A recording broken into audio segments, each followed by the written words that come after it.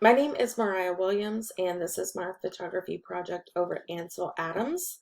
I will be talking about his influence and his techniques he used to really revolutionize landscape photography during his time and kind of give a brief overview of how he used his methods when he was taking these photos and how it gives me an idea on how I would like to take my photos as I am interested in landscape photography, particularly backcountry photography.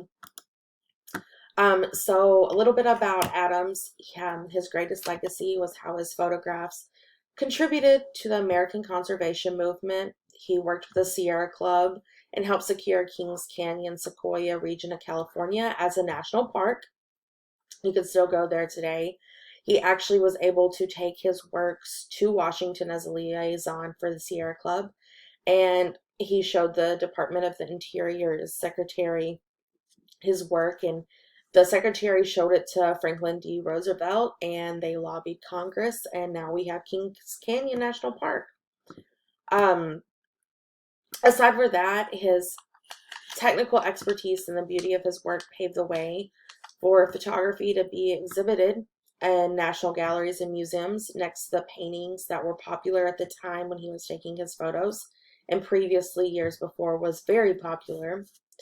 During his time, he developed the zone system and he defined visualization, which those two topics go hand in hand for Adams. He also, during his time, or the result of his time, the Sierra Club created the Ansel Adams Award for photography, and that honors photographers who use their work for conservation efforts, much like Adams did. So I want to talk about the zone system, and you can really see here in his photo Moonrise there in Hernandez, New Mexico. So if we look at how dark the sky is, and then you have these white crosses and gravestones, the white clouds, those really show two of the most far ranges of the 10 zone system. And the zone system is concerned with the control of image values, ensuring that light and dark values are rendered as desired. And that's in anticipation of the final result before making this exposure, and that's known as visualization. So the zone 0 is that pure black. Zone 10 is pure white. It's light sources and peculiar reflections, as he said. Paper white, no detail. But then you have these other zones in here, like this old adobe church. That's probably more one that is like a level 4 or a 5. And it gives you a different texture view there. But also, it brings in the process of visualization, which is the conscious process of projecting the final photographic image in the mind before you take the steps and actually photographing the subject. Excuse me. Not only do we relate to the subject itself, but we also become aware of its potential as an expressive image, Adam said. You can see here at the monolith the face of Half Dome. This is in Yosemite National Park. It's really popular with climbers.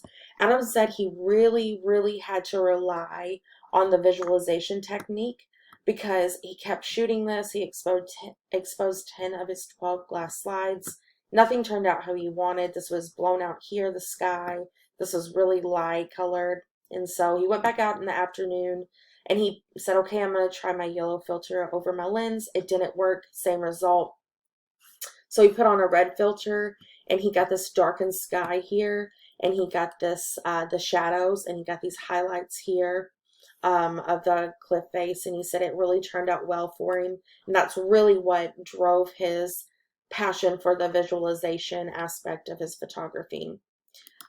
And then here you have El Cap in the winter during sunrise, and Ansel said with his 4x5 camera, he really had to rely on visualization here in order to get the subject and capture just the beauty of El Cap. He said he really had to rely upon his visualization technique here. Again, at Bridal Veil Falls, he said, well, I wanted to capture these white highlights of the mist and the dark crags of the cliff face. He said, I wanted those shadows to be really present and just kind of contrast off the water here and give that water a nice glow. And he said that's where visualization comes in handy, and zoning as well. And then in these aspens in northern New Mexico, he had returned from an Eastman Kodak um, excursion. He was supposed to be taking color photographs, but that didn't turn out too well for him. He was returning from Canyon de Chelly, where he took a lot of photos. And he said he stopped and saw these aspens, and he really wanted to highlight the dark shadows of the woods contrasted against the bright highlights of the aspen leaves and show how brilliant it was in order to draw the viewer in and develop emotion. That was his main goal, was to develop emotion and to make the viewer feel something when they looked at the photo, not just saying, oh, that's a pretty photo. So in conclusion, Ansel said, ask yourself, does this subject move me to feel, think, and dream? And that resonates with me in my photography, as I don't want people to just look at my pictures that I've taken and say, oh, that's a really nice place, that's pretty, that's great, and move on. I want them to be able to have emotions and be drawn in by the highlights and the shadows. And I really want my picture to tell a story. I want it to serve a purpose, to, especially taking backcountry photos, to really serve a purpose of, we need to really enact conservation into our wildlife and into our wilderness areas. And that's the purpose that I want to have with my photography. And I really want to highlight those areas, kind of how Ansel did. And I really want to move people and give them an emotion from my photography. So thank you for listening.